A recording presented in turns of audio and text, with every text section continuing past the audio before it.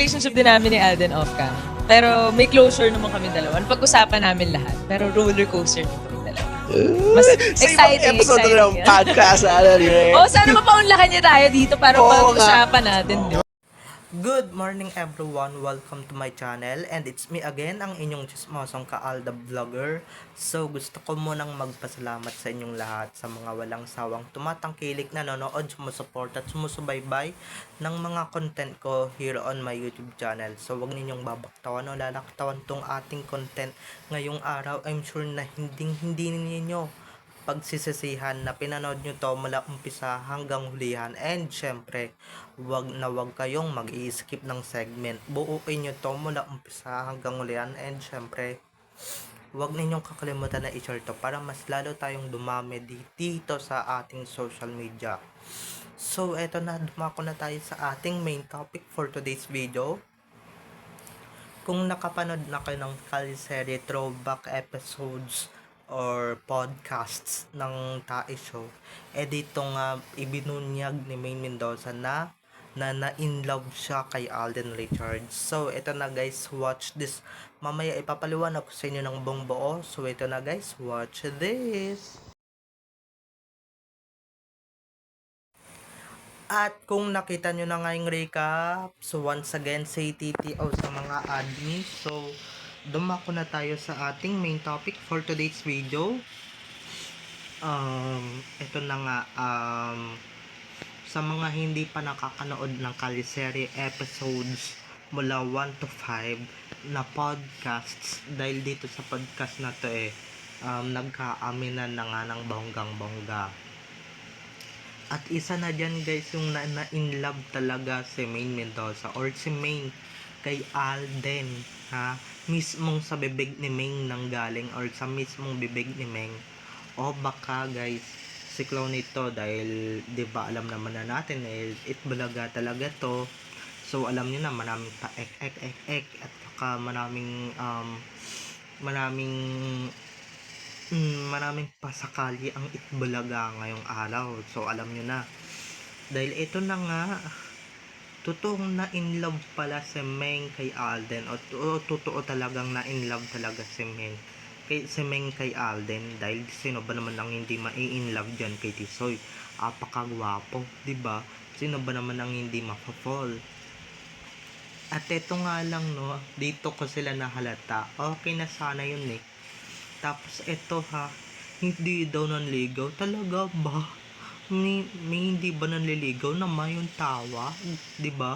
May hindi ba nanliligaw na yung tawag at kapa, 'di ba? On national TV at saka on off cam, ganun yung tawagan nila, tapos sasabihin nilang hindi nanligaw. Okay na sana guys yung pagsisinungaling nila, no? Okay na sana na in love. At totoo naman talagang na in love. Pero guys, 'di ba may bayad kasi sinungalingan din naman yung sumunod na sinabi. Hindi daw nanligaw. Nako, baka mamaya sa susunod na araw or sa susunod na pagba-vlog ko sampalin ko kayo ng katotohanan na talagang talaga yung tawag ni Alden diyan kay Maine, 'di ba? Doon pa lang napakalinaw na talaga na at pa talaga yung tawagan nila, parang mama at papa, 'di ba? Ganun yung atake nila, tapos sasabihin ninyong hindi nanligaw, hindi naging suitor ni Maine Mendoza si Alden. Napaka-imposible guys, 'di ba? Ayan na, pareho silang nag-confess, pero guys, kailangan din naman talaga nilang magsinungaling, kailangan din naman talaga nila gumawa ng kwento, kailangan nila gumawa ng fake news, 'di ba? Para sa ganun, 'di ba? Di naman masyadong himatayin yung mga army na nanonood or umaasa. Syempre, alam niyo naman, 'di ba? Alam niyo naman yung mga ulupong na yan, 'di ba? Pag nakarinig lang naman ng Did You Fall For Me, na in love ka kay Alden, or na in love talaga ako kay Alden, ganyan talagang mahihimatay talaga sila ng bonggang-bongga. What more pa kaya pag sinabi talaga nilang totoong kasal at syempre may mga anak na, Alam ko yung iba dyan, ha, yung iba dyan, tuwang-tuwa talaga na nag-confess na for the very first time si Maine sa national TV na talagang na in love siya. Pero marami din talagang nabibisit at marami din talagang nabobolyong ng bonggang-bongga dahil nga dito sa sumunod na kasinungalingan. 'Di ba? 'Di ba? Alam niyo naman hindi naman talaga si Maine talaga yung tinatanong nila eh. Hindi naman si Maine talaga yun eh. 'Di ba? Si Clowny lang yun. Copyright lang yun. Copycat lang yun sa totoong Maine, sa original na Maine. Kaya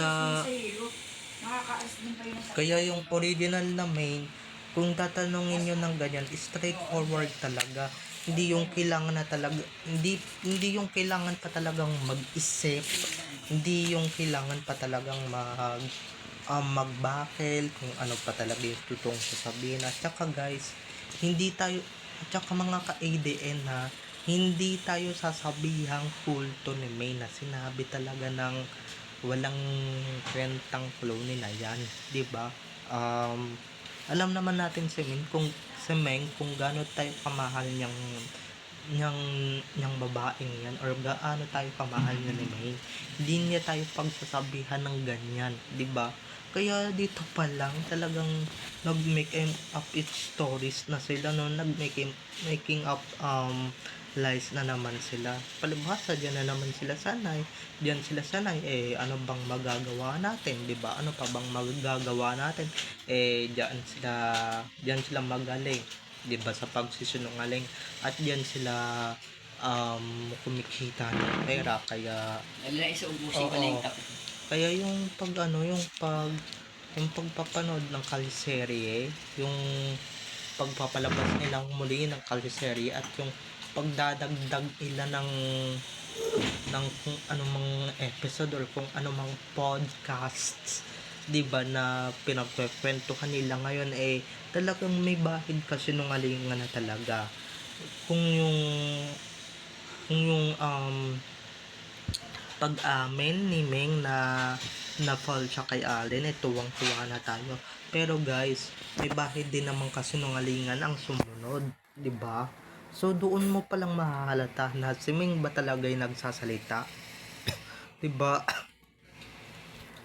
Kung ano-ano nang scripted ang sinabi, kung ano-ano na yung kasi hindi daw nanligaw, wala silang anak, hindi sila kasal, 'di ba? Hindi sila nag-usap sila na tinanong ni Maine si Alden kung talaga bang kung na-inlove ba talaga si Alden sa kanya, 'di ba? Sinabi daw ni Alden na hindi niya maamin kasi nga mawawala yung magic, 'di ba? Halatang halata mo naman talaga na hindi si Meng yan, 'di ba? Halatang halata naman talaga kagabi habang kinukuha ko yung mga videos doon pa lang talaga mahahalata ko na or nahalata ko na ay hindi naman ganito magsalita si May, di ba? Ang talagang ikinatuwa ko lang talaga na inamin talaga nila ng buong buo is yung kasal na nangyari sa kaliserye. Yung kasal na nangyari at hindi nila talaga inaamin. Ngayon lang talaga nila yan inamin for the very first time on the history ng kaliserye. Talagang inamin talaga nila, sinuksok nila, pinagduldulan nila sa mga basher talaga na kinasal talaga si Maine at saka si Alden ng totoong buhay or ng real life. 'Di ba? Ng real life. Hindi yung ganito, 'di ba? Hindi yung ganyan na making stories ka na pero yung mga sumunod talagang episode talagang nag-making up stories na sila, talagang scripted, 'di ba? 'Di ba? Wala na guys, very spontaneous talagang kaliserye noon na talagang sinasabi na nila ngayon na scripted na alam na ni Alden na may babagsak na plywood, 'di ba? May mga ganun na silang kasinungalingan na sinasabi na 'di ba na anong pinapalabas nila na scripted lang noon yung kaliserye, scripted lang lahat ng 'yon, 'di ba? for the teleserye, for the hype lang ng show, 'di ba? Pero kung ADN ka talaga since day one, kung ADN ka talaga since day one at nakasubaybay ka talaga, tatanungin ko kayo, scripted ba talaga lahat ng nangyayari, 'di ba? Tsaka yung okay na sana, 'di ba? Okay na sana na umamin ka ng na-fall sa'yo si Alden or na in love ka kay Alden, 'di ba? Pero itong gagitang to, itong ewan ko ba, 'di ba? Hindi pa masyadong aral ang nangyayari, 'di ba? Pero yung totoong main, kung talagang totoong main ang sa tatanungin ninyo, ay talagang mapapasagot siya na talagang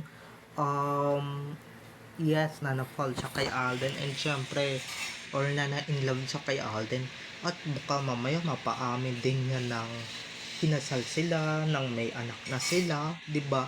At alam kong maraming nagpapaniwala dito diyan sa mga na magko-comment diyan ng bonggang-bongga, or magko-comment pa lang dito sa social media ko na talagang ano ka ngayon, na in love si Maine, 'di ba, kay Alden, pero hindi nga lang nanligaw si Alden.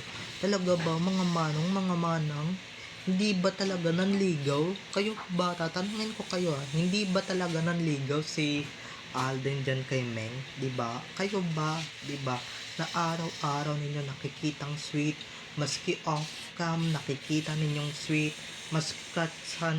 kahit saan man sila pumunta, 'di ba?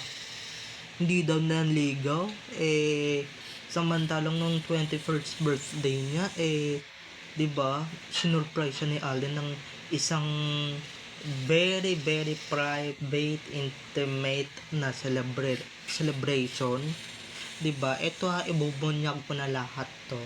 Talagang inano siya, binigyan siya ng isang intimate na celebration sa Bora, 'di ba, or sa Bora, doon niya sinuot yung singsing, 'di ba? Doon ni Alden sinuot kay Maine yung singsing na talagang iniregalo niya ng birthday ni Maine, 'di ba? Tapos sasabihin nila hindi nanligaw, talaga ba?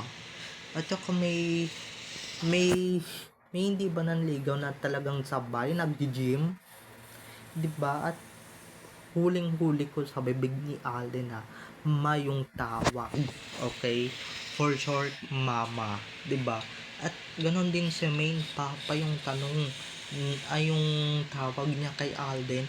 So doon pa lang talagang mag-lovers na talaga ang tawagan nila, or talagang lovers na talaga sila that time. 'Di ba? Talagang ngayon nagsisinungaling lang sila para sa kanilang personal growth, para sa kanilang personal careers, 'di ba? Para sa ganun hindi na talaga mabash ng bonggang-bongga yung iba, kasi baka yung iba diyan pagka nakarinig pa rin ng katotohanan, talagang magbabayolate sila, at saka hindi na nila matatanggap ang katotohanan. Hindi na nila, 'di ba?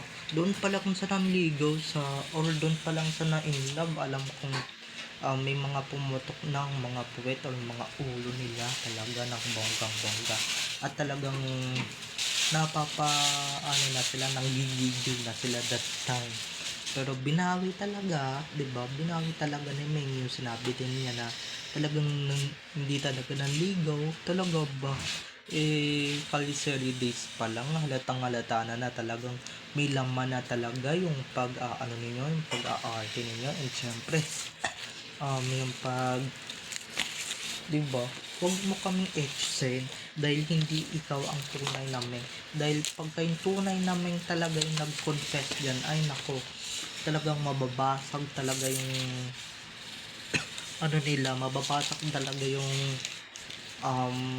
pagde-daydreaming ng mga kampon ng animales dito sa social media. Ako na mismo yung nagsasabi, ako na mismo yung yung nagsasabi na talagang talaga ba, talaga, at saka ito, kung makatawag kayong kulto, 'di ba? Kung hindi naman din dahil sa amin, 'di ba? Matagal na kayong bagsak, matagal na kayong nganga, 'di ba? Matagal na kayong inaano sa lupa, matagal na kayong inaamag, 'di ba? So, wala na mga ka-ADN, hanggang dun na lamang tayo. So, babay na mga ka-ADN. Don't forget to subscribe to my YouTube channel. And syempre, huwag ninyong kakalimutan na i-click ang notification bell para ma-notify kayo sa mga susunod ko pang i-upload ng mga videos tungkol kina Main at Alden, and syempre tungkol sa kanilang mga buhay-buhay inside or outside man yan sa showbiz. So, babay na mga ka-ADN. I love you all. Have a nice day. Keep safe and God bless everyone. Bye-bye. I love you all.